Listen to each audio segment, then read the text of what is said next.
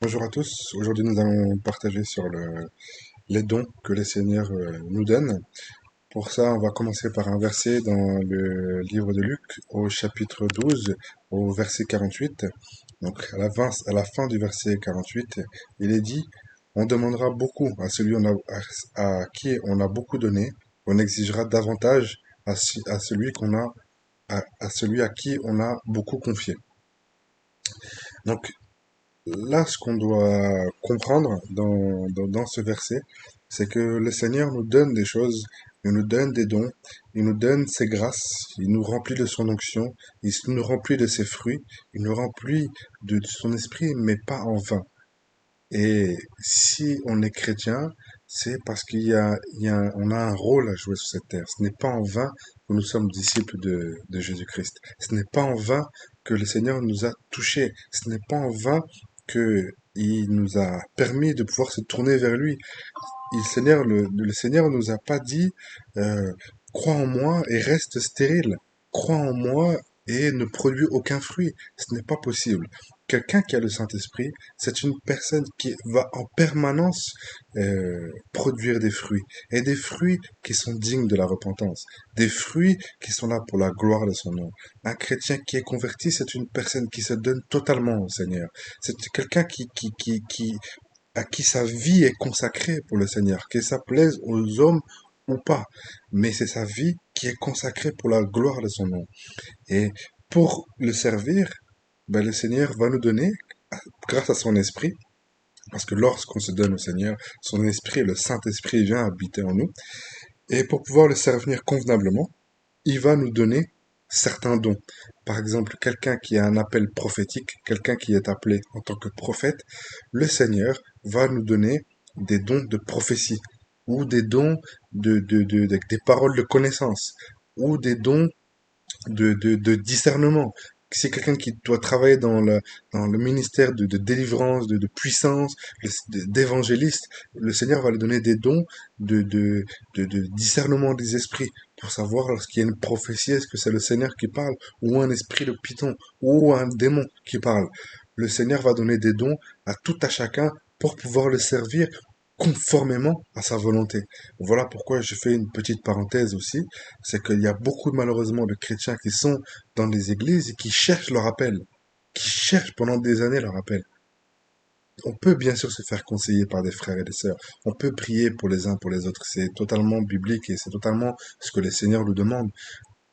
Mais en tant que chrétien, le Saint-Esprit doit tester en nous notre appel, ce qu'il a prévu pour nous, ce qu'il veut faire de nous. Il doit nous le dire ou nous le faire comprendre d'une manière ou d'une autre. Alors ça peut être par l'intermédiaire d'un frère ou d'une sœur, mais dans l'intimité, il doit nous confirmer ces choses, parce que ce sont des choses qui nous permettront de prendre des directions dans nos vies, de prendre des décisions dans nos vies. Celui qui a un appel de prophète, il le sent dans l'esprit, il ressent ces choses, il sent que lorsque l'action de Dieu tombe sur lui, il prophétise sur la vie des gens, il parle sur la vie des gens. Il a des capacités que l'Esprit lui donne pour pouvoir exercer ce ministère de prophète. Identique, pareil pour un apôtre, il aura des dons pour pouvoir être apôtre, pour servir le Seigneur en tant qu'apôtre. Idem pour un docteur, pour un évangéliste, pour un pasteur. Il leur recevra l'onction directement du trône du Père pour pouvoir le servir avec cette puissance que le Seigneur lui donne. Et en tant que chrétiens, nous devons comprendre que ces choses ne sont pas données en vain. Elles sont données pour la gloire du Seigneur.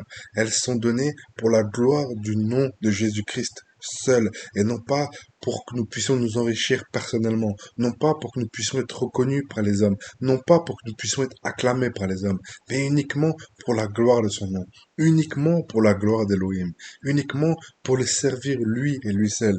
Car combien d'hommes et de femmes se sont éloignés du Seigneur, alors que le Seigneur leur avait donné les dons, la puissance, l'onction, et ils se sont éloignés du Seigneur, alors qu'ils avaient reçu beaucoup de la part du Seigneur pour pouvoir le servir, des gens qui avaient des appels puissants, très puissants, pour pouvoir servir le Seigneur les avait appelés à des ministères qui allaient transformer des cœurs, transformer des vies, transformer des familles entières.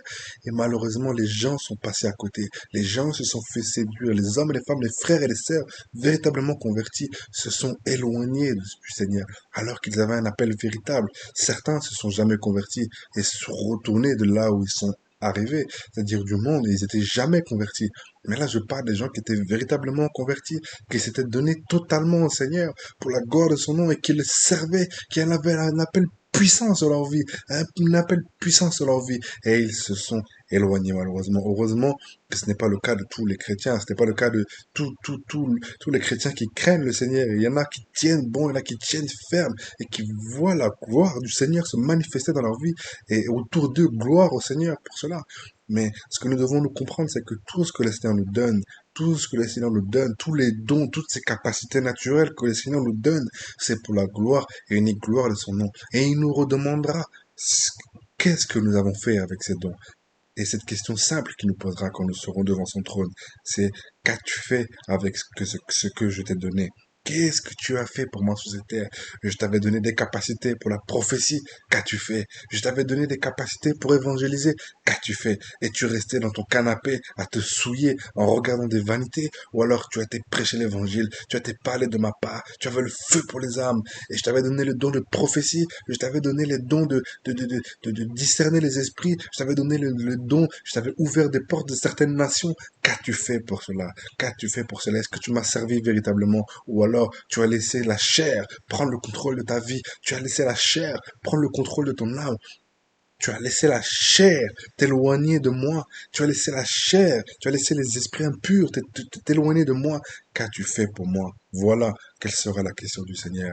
Nous ne devons pas être condamnés sur cette terre. Nous ne devons pas, cette parole ne doit pas nous déstabiliser. Elle ne doit pas nous démotiver. Au contraire, elle doit nous encourager à se sanctifier davantage, à revenir vers le Seigneur si nous sommes tombés et que nous pensons être loin du Seigneur. Ce n'est pas le cas. Parce que le Seigneur n'abandonne jamais ses enfants. Il est amour, il est fidèle, il est juste, il est fidèle, il est tout puissant, il est capable de tout, en tout instant et en toutes circonstances. Voilà pourquoi nous ne devons pas désespérer, car nous n'avons pas affaire à un homme, nous avons affaire au Tout-Puissant, à notre Père qui nous connaît, qui nous comprend, qui connaît notre cœur, qui sait ce qui est au plus profond de nous. Aujourd'hui, il y a beaucoup de choses pour nous distraire. Il y a beaucoup de choses qui nous prennent du temps. Il y a le travail, il y a les transports pour le travail, il y a les tâches quotidiennes. Il y a, si nous avons une vie de famille, la vie de famille. Si nous vivons chez nos parents, la vie avec nos parents. Si nous avons des amis, les amis. Si nous avons des activités extrascolaires ou après le travail, ces activités-là encore nous prennent du temps. Donc il nous reste peu de temps, peu de temps, peu de temps. Si nous avons une vie active pour servir le Seigneur. Et ce temps-là doit être pour la gloire de son nom uniquement. Nous ne devons pas nous laisser distraire par une vie on va au travail, on revient à la maison, métro boulot dedans. On ne doit pas se laisser distraire par cela. Au contraire, nous devons avoir les yeux fixés en permanence vers le Seigneur, en permanence vers le Seigneur et savoir ce que nous devons faire avec ces grâces qu'il nous donne. Parce que ces grâces ne sont pas en vain. Cette huile, cette onction qu'il a placée sur notre vie ont un but bien particulier. Alors comment devons-nous le servir? Et à l'extrême inverse, nous ne devons pas faire des œuvres pour dire, regardez, je sers le Seigneur. Aucun homme, aucun chrétien ne sera jamais justifié par les œuvres, mais par les œuvres de la foi. Voilà pourquoi nous devons véritablement savoir ce que le Seigneur veut de nous, parce qu'il nous redemandera de tout ce qu'il nous a donné. Qu'as-tu fait avec ce que je t'ai donné? Qu'as-tu fait avec cette talent que je t'ai donné? Qu'as-tu fait avec cette grâce que je t'ai donnée? Qu'as-tu fait avec cette puissance que je t'ai donnée pour la gloire de mon nom? Voilà cette question qu'il nous posera. Voilà pourquoi nous devons tout faire sur cette terre pour savoir sa volonté, savoir si nous sommes éloignés de lui, de sa volonté, savoir si nous sommes éloignés de sa présence ou si nous sommes dans le chemin qu'il avait tracé pour nous avant même la fondation du monde. Donc soyez encouragés, fortifiés à savoir véritablement ce que le Seigneur attend de vous. Si si vous êtes dans des moments de doute où vous ne savez pas, criez au Seigneur. Priez le Seigneur, jeûnez, priez, demandez-lui la grâce qui vous conduise vraiment distinctement, clairement dans sa volonté, clairement dans sa volonté. Mais si vous lui faites confiance, il vous conduira. Si je vous parle un tout petit peu de ce que le Seigneur peut me faire vivre au quotidien, gloire à son nom, il nous a toujours conduits et il nous conduira toujours. toujours, il nous a toujours conduit avec une exactitude qui est vraiment très impressionnante. Mais pour cela, il faut lui laisser la première place. Il faut demeurer dans l'obéissance. Il faut demeurer dans la sainteté. Et il nous conduira dans la perfection, à la virgule près, à l'endroit où exactement nous devons être, au moment où nous devons être. Et nous serons vraiment surpris par la justesse, par la précision dans la façon dont le Seigneur conduit les choses dans la perfection. Mais il faut le laisser faire dans l'obéissance et dans la sainteté. Gloire au Seigneur, gloire à son nom.